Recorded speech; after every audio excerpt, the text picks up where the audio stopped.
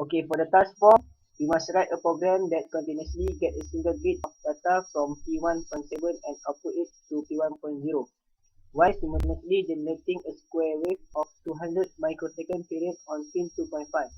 We must test the program using simulation.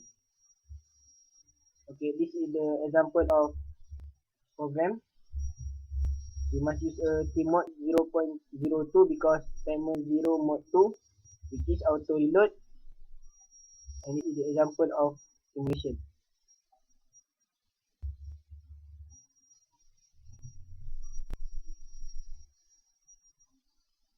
Okay, we run. After we run, we get the halfway.